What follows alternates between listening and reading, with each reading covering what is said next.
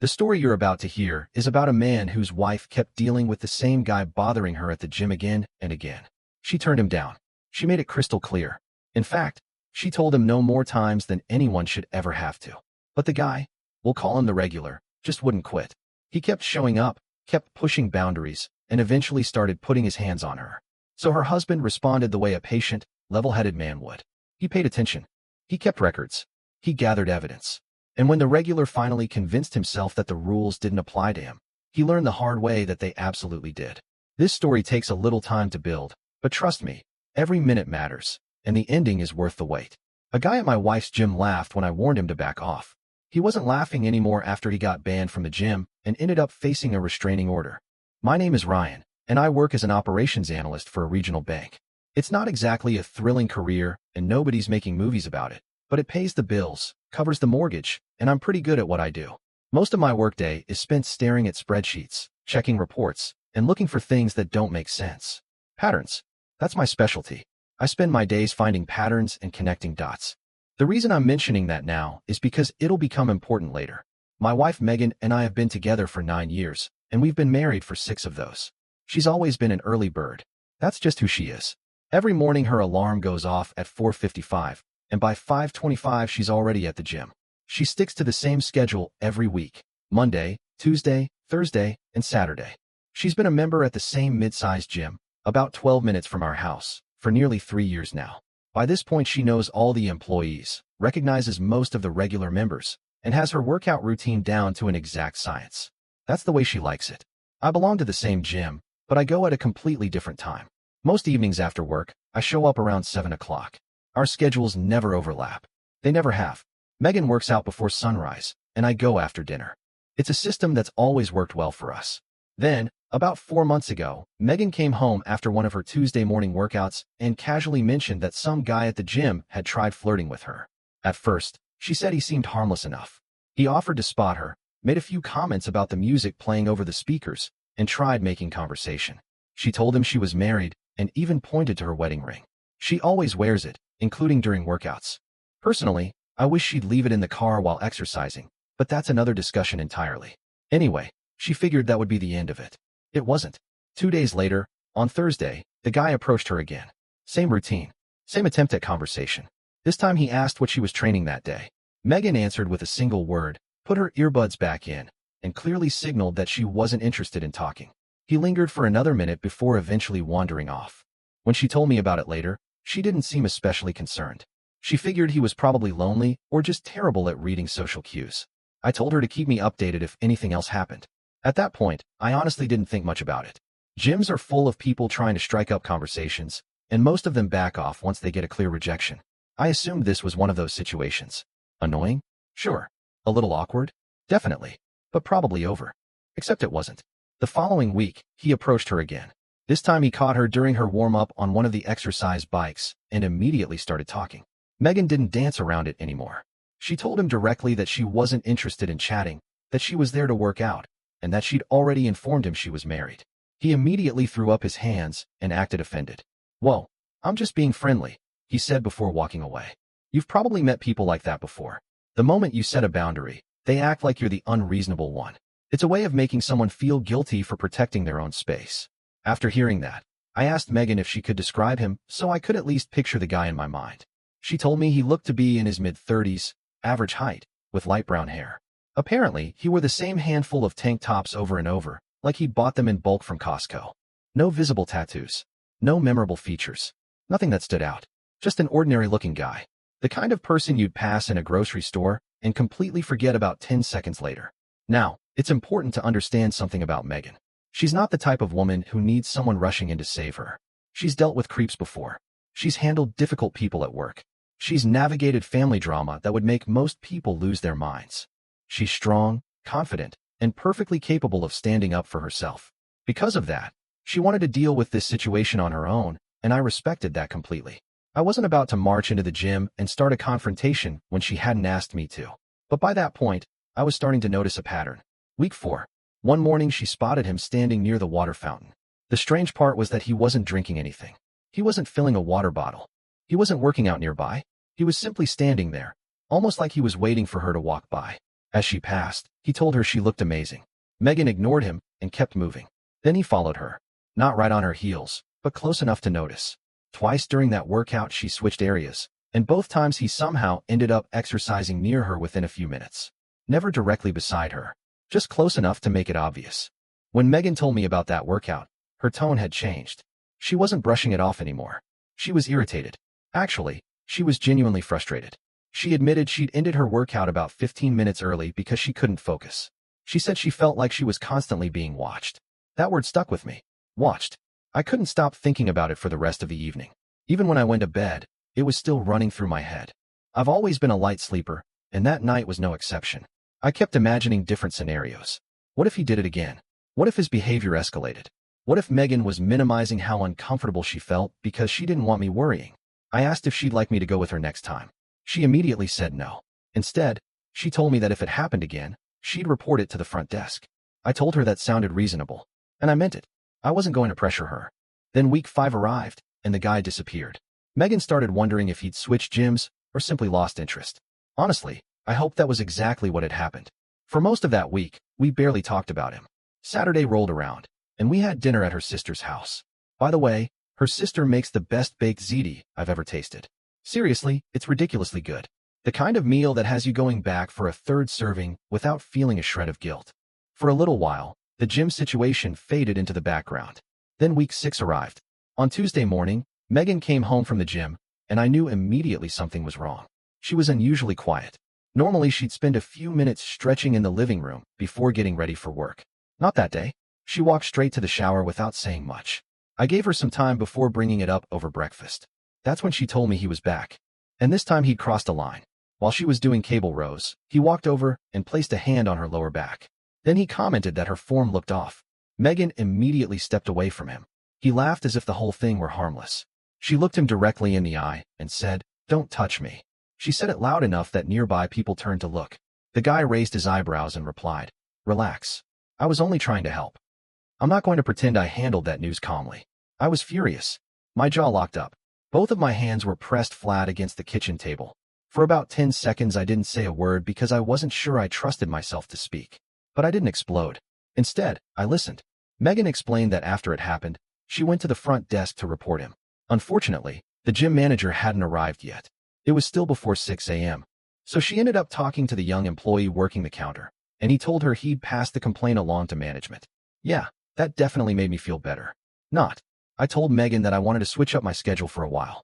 I explained that I wasn't trying to babysit her or act like some kind of personal security guard. I just wanted to be around in case this guy decided to push things even further. I promised I'd stay out of the way unless something actually happened. She thought it over for a minute and eventually agreed.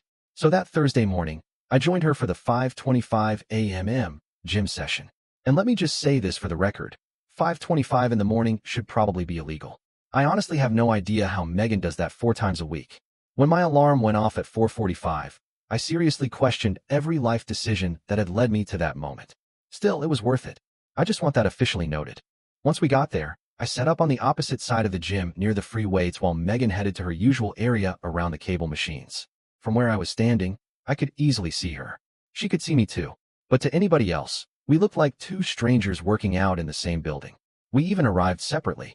I drove my own car and intentionally came in about 5 minutes after she did. I was even wearing a hat I almost never wear. Looking back, that part was probably unnecessary, but at 5 in the morning, I wasn't exactly making fashion decisions. The regular, as Megan had started calling him, and honestly the nickname fit perfectly, didn't show up that Thursday. The guy was usually predictable as clockwork, but that morning he was nowhere to be found. I finished my workout. Megan finished hers. We both drove home separately. No problems. Then Saturday rolled around. Same strategy. I got there around 5:35 and stationed myself near the dumbbell racks. Megan was already warming up on one of the bikes. Right around 5:55, the regular walked through the doors. There he was. Average-looking guy. Probably somewhere in his mid-30s. He was wearing the same gray tank top I'd seen before, or at least one that looked exactly like it. What stood out wasn't his appearance. It was the attitude. He carried himself like he owned the entire gym. Not because he was particularly big or intimidating. He just had that energy. The kind of guy who thinks he's the most important person in every room he walks into. He spent maybe 10 minutes on a treadmill before gradually making his way toward the machines. Specifically, the machines closest to Megan. I stayed where I was and watched. Megan was doing lateral pull-downs with her earbuds in when he walked up behind her and started talking. I couldn't hear what he said from across the room. What I could see was Megan removing one earbud, shaking her head, and clearly dismissing whatever he was saying. He kept talking anyway. She stared straight ahead and ignored him. Then he reached out and grabbed her arm. Not aggressively, just above the elbow. A light grip, like he was trying to force her attention back onto him. Megan immediately pulled away. There was no misunderstanding what happened. She made it crystal clear she didn't want him touching her. But he didn't back off. He stayed right where he was. Didn't take a step backward. Didn't leave. Didn't get the message. He just kept talking. That was enough for me. I put the dumbbells down and started walking across the gym floor. I didn't run. I didn't storm over there. I didn't create a scene. I walked casually, like I was heading toward the water fountain, which happened to be just beyond where they were standing. When I got there, I stopped. I looked directly at him and said the exact words I'd been rehearsing in my head for the previous 3 days. She's told you no. Multiple times. This is the last time. I remember every word because I'd thought about that moment over and over. The guy stared at me like I had spoken another language. Then he looked at Megan. Then back at me. And he laughed. Not an awkward laugh. Not a nervous laugh. A full-on, chest out, you've got to be kidding me laugh. Then he said something along the lines of, "What are you, her dad?" I didn't bother responding. There wasn't anything worth saying.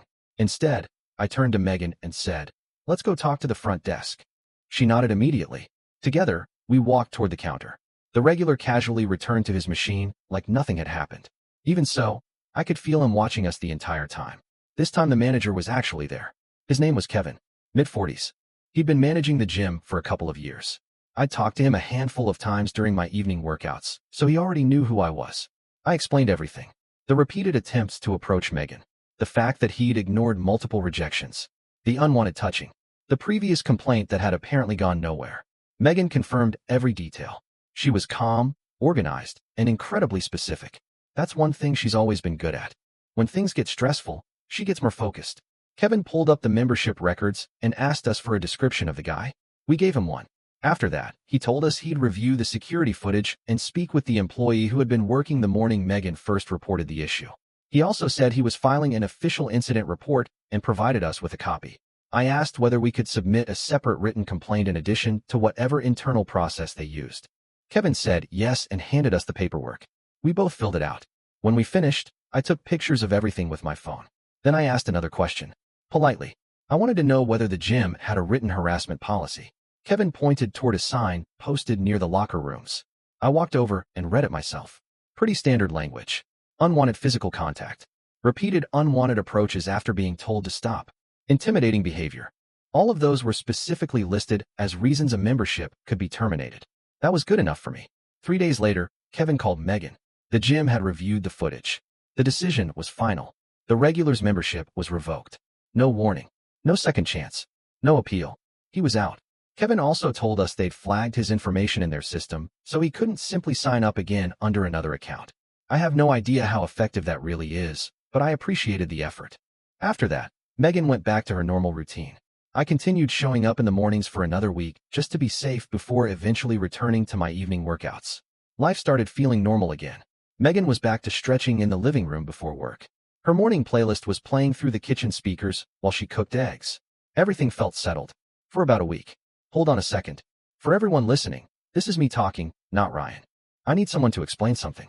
How does a grown man hear no 6 or 7 different times and somehow convince himself that one more attempt is the winning strategy? That's not confidence. That's a software malfunction. This guy's operating system clearly needed an update. He's basically the human version of a pop-up ad. You close the window. You hit the X. You tell it to go away. And somehow it reappears in another tab 5 seconds later. And let's not forget the best part. The husband finally confronts him, and he laughs. Laughs. My guy, your gym membership is about to disappear, and you're acting like you're headlining a comedy club. Anyway, back to the story. It was a Wednesday evening. I just finished a pretty ordinary workout, back and biceps, nothing exciting, and was heading toward my car. It was around 8:10 p.m. and there was still a little daylight left. That's when I saw him. The regular. He was sitting on the hood of a car a couple spaces away from mine. Not his own car. Somebody else's. Just sitting there scrolling through his phone. I stopped for a second. He looked up. For maybe 2 seconds, we just stared at each other. Neither of us spoke. He didn't wave. He didn't move. He simply looked at me. The only way I can describe the expression on his face is flat. Not angry, not nervous, not smiling, just completely flat. I got into my car and drove away without saying a word. The moment I pulled into my driveway, though, I texted Megan and told her exactly what had happened. She didn't freak out. That's not really her personality. But she immediately asked the same question that was already running through my mind. Why was he there? His membership had been revoked. He had no legitimate reason to be hanging around that parking lot.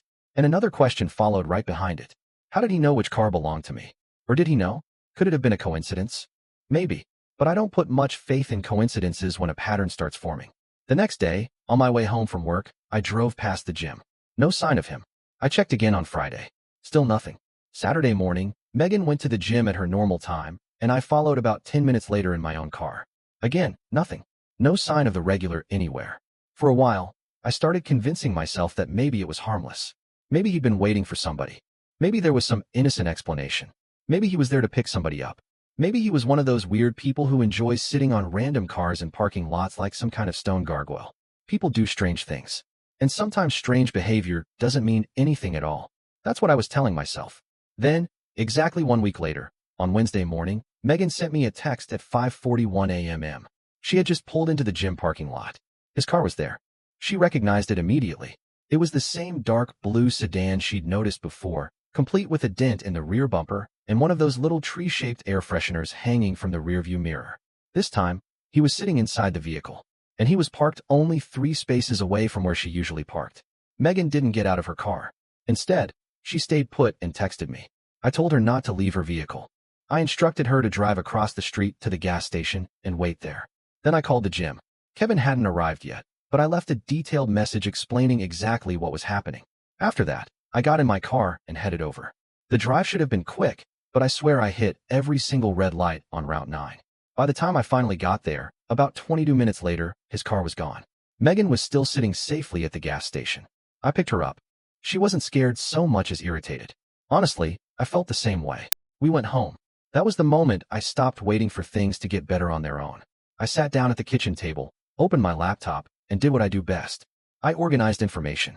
I built a timeline. Every interaction, every incident, every date, every detail. I documented what had been said, what actions had taken place, who witnessed them, and how the gym responded each time. I attached the photo I'd taken of our written complaint form. I included the dates and approximate times of both parking lot encounters. Everything went into one organized file. Let me pause here for a second, because this is usually the point where people lose their tempers. I've seen stories like that 100 times. A guy gets angry, acts on impulse, and suddenly he's the one explaining himself. Not Ryan. Ryan sat at his kitchen table and built a case file like he was putting together a piece of IKEA furniture. Except every part fit perfectly, and there weren't any mystery screws left over afterward. The man literally weaponized his day job. This was peak operations analyst energy.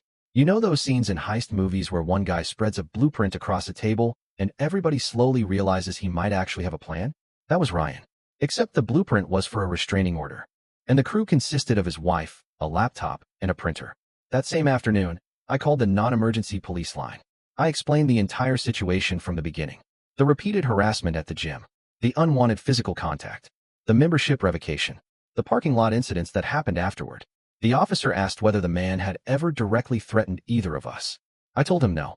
Then he asked whether there had been any physical violence. I explained that the guy had repeatedly touched my wife's arm and lower back without permission, and that she had clearly told him to stop every single time. The officer said they could either send someone to take a statement or I could come to the station. I chose the station. I brought the timeline. I brought the complaint form photo. And I brought Megan. She gave her own statement. I gave mine. The whole process took about an hour and a half. It felt longer, but honestly the officer was professional. He asked thoughtful questions. He listened carefully. He took detailed notes. Most importantly, he didn't brush us off. At one point he reviewed the timeline I'd prepared and commented that it was one of the most organized complaints he'd ever received. I told him that's basically what I do for a living, just with different kinds of information. I think that almost made him smile. According to him, there probably wasn't enough evidence yet for an arrest. However, he said the ongoing pattern of behavior, especially the parking lot appearances after the gym ban, gave us a strong basis for pursuing a civil restraining order. He also made something very clear. If the guy appeared again, we should call 911 immediately and reference the report number. Before we left, he handed us his card and told us to contact him if anything happened before the hearing. We went home. That night, I started researching the restraining order process in our state. To be honest, it was less complicated than I expected. Mostly paperwork, a filing fee, and then a waiting period. The forms themselves were fairly straightforward, especially for somebody who works around documents all day. Working in banking means I filled out more paperwork than I can count. Over dinner, Megan and I talked about whether we should move forward. At first, she wasn't completely convinced. She said she didn't want to turn the situation into something bigger than it needed to be. Part of her hoped the police report alone might be enough to scare him off. And honestly, I understood that. Nobody wants to go to court. Nobody wants to sit in a courtroom across from someone who's been making them uncomfortable for months and then relive the entire experience in front of a judge. But I pointed out something important. This already was a big deal. The guy had been told no repeatedly. He'd been reported. He'd been banned from the gym. And yet he kept showing up. People who respect boundaries don't behave that way. People who respect boundaries stop. This guy wasn't stopping. He was testing limits. Testing how far he could push. Megan didn't answer immediately. She sat quietly for a few minutes and finished her dinner. Then she looked at me and finally said, "Okay, file it." The next day, I did exactly that. I printed everything. The timeline. The complaint form. Screenshots of the text messages Megan and I exchanged during the parking lot incidents. Then I went back to the gym and asked Kevin if he would be willing to provide a written statement confirming both the harassment complaints and the membership revocation. Kevin told me he'd need to speak with the gym's ownership group first, but he promised he'd see what he could do. To his credit, he followed through. 2 days later, he emailed me a formal letter on gym letterhead. The letter didn't identify the guy by name, but that wasn't necessary. We already had his identity from the police report. The statement confirmed that a member had been banned from the facility because of repeated harassment complaints made by a female member and her spouse. It also listed the date his membership was revoked and referenced the gym's internal incident report. I attached the letter to the petition along with everything else and submitted the paperwork. Then came the hardest part. Waiting. Once the forms are filed, there's really nothing to do except wait. The court has to schedule a hearing. The other party has to be served. And during that time, life keeps moving. You go to work. You run errands. You eat dinner. All while hoping this guy doesn't suddenly show up somewhere he shouldn't. Megan returned to her normal gym routine, although she made one adjustment. Instead of arriving at 5:25, she started going at 5:55. She said she'd feel better if more people were around. I couldn't argue with that. I continued joining her on Saturdays. We stayed alert. Careful, but not paranoid. At least that's what I kept telling myself. About 11 days later, the temporary restraining order was granted. The judge approved it based solely on the documents we'd submitted. Neither Megan nor I had to appear in court for that stage. The order was temporary, lasting roughly 3 weeks until the full hearing could take place. The restrictions were straightforward. He had to remain at least 200 feet away from both of us. He had to stay away from our home. He had to stay away from the gym. And he was prohibited from contacting either of us in any way. He was officially served on a Friday. I know that because the process server confirmed it, and shortly afterward I received notification from the court. Hold on. Can we talk about this for a second? This man got kicked out of a gym for harassing someone. A gym. And instead of finding a different place to work out, his response was apparently to start hanging around parking lots watching people. That's not normal behavior. That's not, "I just happen to be nearby" behavior. That's the kind of thing that ends up in a documentary series with dramatic music playing in the background. Most people get banned from a gym and simply join another gym. Or buy a treadmill. Or order some home workout equipment. Or spend a few months doing push-ups in their living room like the rest of us did back in 2021. Not this guy. But apparently that wasn't enough for him. Instead of moving on with his life, the regular decided to turn himself into a part-time parking lot surveillance expert. It was like he was trying out for the lead role in a remake of Creep, and somehow missed the fact that nobody was casting. Spoiler alert, he didn't get the role. What he did get was a stack of legal paperwork. Anyway, the full hearing took place about 3 weeks later. Megan and I both attended. We also had a lawyer with us. Technically, he was Megan's cousin. His specialty was corporate law, not family law, but he knew more than enough to guide us through the process. More importantly, he agreed to help as a favor. After everything was over, we took him and his wife out to a really nice Italian restaurant as a thank you. Honestly, I ordered a mushroom risotto there that was so good I'm still thinking about it. The regular showed up alone. That caught me off guard. I assumed he'd at least hire an attorney or have someone represent him. But no, it was just him. He was wearing an oversized button-down shirt that looked like it belonged to somebody with much broader shoulders. Sitting across the room, he looked completely different from the guy I'd seen at the gym. Smaller somehow. Maybe it was the courtroom. Maybe it was the fluorescent lighting. Maybe it was the fact that he wasn't operating on his own turf anymore. Whatever the reason, The confidence he'd carried around at the gym was nowhere to be found. He looked less like a self-important regular and more like a guy who desperately wished he were somewhere else. The hearing itself was straightforward. The judge reviewed all of the submitted material. Our lawyer walked through the timeline step by step. He covered the repeated attempts to approach Megan, the unwanted physical contact, the gym's decision to revoke the man's membership, the incidents in the parking lot afterward. He also submitted the gym's written statement and the police report. Then Megan testified. She was calm, direct, steady, exactly the way she'd been throughout the entire process. She didn't exaggerate anything. She didn't try to make the story more dramatic. She simply explained what happened, fact by fact, event by event. Then it was the regular's turn. The explanation he gave was almost unbelievable, and I'm paraphrasing only slightly here. He claimed he was just being friendly and said that people nowadays are overly sensitive. According to him, he had no idea Megan felt uncomfortable.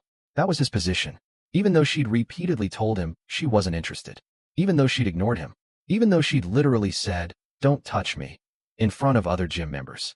Apparently all of that had somehow escaped his notice. Then he addressed the parking lot incidents. His argument was that the parking lot was public property and he had every right to be there. The judge asked a simple question. Why was he sitting in the parking lot of a gym he'd been banned from? Not once, twice, including one occasion at 6 o'clock in the morning. That question seemed to hit a wall, because he didn't have a good answer. Actually, he didn't have much of an answer at all. A short time later, the judge made a decision. The full restraining order was granted. It would remain in effect for 1 year. The regular was ordered to stay at least 200 feet away from both Megan and me. The restriction also applied to our home, our vehicles, and the gym. He was prohibited from contacting us directly. He was prohibited from contacting us through other people. He was prohibited from showing up at places he knew we regularly visited. And if he violated any of those terms, it would become a criminal matter. While the judge read the conditions, the regular stared down at the table. He never looked at me. He never looked at Megan. He didn't say a single word. When the hearing ended, we left the courtroom and stepped into the hallway. For a while, neither of us said much. We rode the elevator down in silence. We walked through the front doors of the courthouse. Then we stopped on the steps outside. It was one of those perfect late morning days. The sun was warm. The sky was clear. And for the first time in weeks, I realized how much tension I'd been carrying around. It felt like I'd finally exhaled after holding my breath for far too long. Megan squeezed my hand. That was all she did. But it said everything. A few minutes later, we headed to our cars. We drove separately because I still had work to get back to. I'd only taken a half day, and I already knew my inbox was going to be a disaster when I returned. A little while later, after she got home, Megan sent me a text. Just a single thumbs up emoji. Nothing else. Honestly, that was enough. Let me jump in for a second here. Can we give Ryan some credit? And not because he got into a fight. Not because he screamed at somebody. Not because he had some dramatic movie scene in a parking lot. The reason he won is way less exciting than that. He won because he was boring. Gloriously boring. Strategically boring. Dangerously boring. The man built a spreadsheet. He organized documents. He saved records. He filled out forms. He went to the police station and spoke like a normal adult. That's it. And somehow that's more effective than half the tough guy nonsense people imagine they'd do. This man completed paperwork so thoroughly that a judge looked at the evidence and handed him a restraining order. That's an underrated power move. No yelling. No threats. No drama. Just preparation. The regular spent months acting like persistence was some kind of superpower. Like charm was a cheat code. Turns out none of that matters when somebody actually knows how the system works. Anyway, here's the final update. It's been about 5 weeks since the restraining order was granted. Since then, nothing. No sightings. No messages. No mysterious appearances in parking lots. No surprise encounters. The gym has been completely quiet. Megan has gone back to her normal 5:25 a.m. schedule. In fact, she told me recently that she actually looks forward to going again. That might not sound like much, but there was a period when she definitely didn't feel that way. As for me, I switched back to my evening workouts about 2 weeks after the hearing. Honestly, it felt strange at first. Almost like adjusting to a new time zone after being away for a long trip. The first evening I walked into the gym around 7 o'clock. It looked exactly the way it always had. Half empty. Quiet. A completely different atmosphere from the early morning crowd. It almost felt like a different building. Kevin was there that night. As I walked in, he caught my eye and gave me a small nod. He didn't mention the case. He didn't ask questions. He didn't bring up any of it. Just a nod. I nodded back. Then I headed over to the squat rack and started my workout. And that was that. A few of the actual morning regulars, the legitimate ones, not that guy, apparently noticed he suddenly vanished and asked Megan if everything was okay. She kept it simple. All she told them was that he was no longer a member. Nothing more. One woman in particular, Susan, who's been working out there since the gym first opened its doors, admitted something interesting. She told Megan she'd noticed the guy following her around weeks earlier. In fact, she'd been close to saying something herself. Part of me wishes she had. At the same time, I understand why she didn't. Most people don't want to get involved in situations that don't directly involve them. It's easy to see the signs in hindsight. Much harder when you're standing there wondering whether you're misreading what you're seeing. As for life at home, things are good. Normal. Which, honestly, is exactly what we wanted. Megan still gives me a hard time about showing up at the police station in basketball shorts. I'd come straight from the gym that day and never even thought about changing clothes. She's not wrong. Looking back, I probably looked ridiculous sitting in a government office with a gym bag between my feet while giving a statement about harassment. Definitely not my most dignified moment. Over the past few weeks, I've spent some time thinking about everything that happened. Not whether we filed the restraining order. I've never questioned that decision for a second. I'm completely confident we did the right thing there. What I wonder about is the timing. Could I have stepped in sooner? Should I have started going to the gym with Megan after the first incident? Maybe after the second?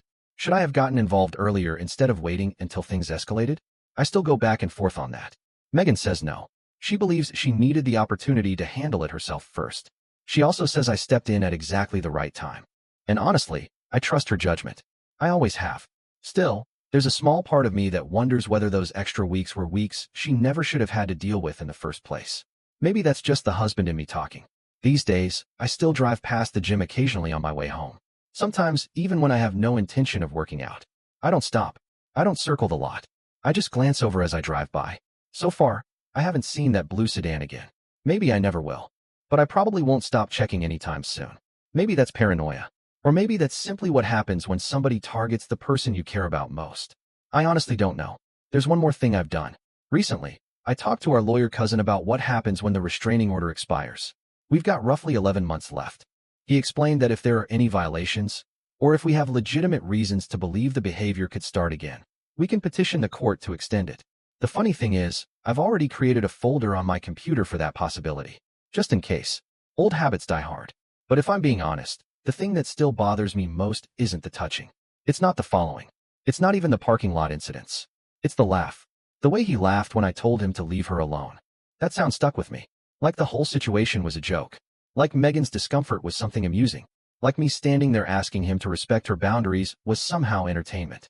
For whatever reason, that's the part one still remember most clearly. That laugh occupies space in my head without paying rent. And I suspect it probably always will. The difference now is that there's a court order requiring him to stay 200 feet away from us. So I'll take that win. At this point, life is quiet, stable, predictable, and most importantly, documented. Exactly the way I prefer it. If there's one thing I'd tell anyone dealing with a similar situation, it's this. Document everything. Write down dates. Write down times. Record what was said. Record who witnessed it. Keep notes. Save messages. Don't wait until things become dramatic before taking them seriously. If someone repeatedly ignores your boundaries after you've clearly told them to stop, that's already serious. You don't need some huge explosive moment before you're allowed to protect yourself. Sometimes a detailed timeline and a well-organized folder are enough. And honestly, a spreadsheet can be surprisingly powerful. Now let me jump out of Ryan's story for a second. I'm curious about something. Have you ever dealt with someone who simply refused to accept a clear no? What happened? How did you handle it? Drop your experience in the comments. I genuinely like to hear how other people approach situations like this. What I like most about this story is that it wasn't loud. There wasn't some giant confrontation. No screaming match. No dramatic courtroom meltdown. No action movie ending. Just an ordinary guy who gathered facts, stayed patient, and let the process work. And honestly, those are often the most satisfying stories. Because in the end, the regular walked into this situation believing he could ignore a woman's boundaries, laugh off her husband, and keep doing whatever he wanted. Instead, he walked away with a revoked gym membership and a year-long restraining order. That's what can happen when someone mistakes patience for weakness. If you enjoyed this story, leave a comment below. Subscribe if you haven't already. And I'll see you in the next one.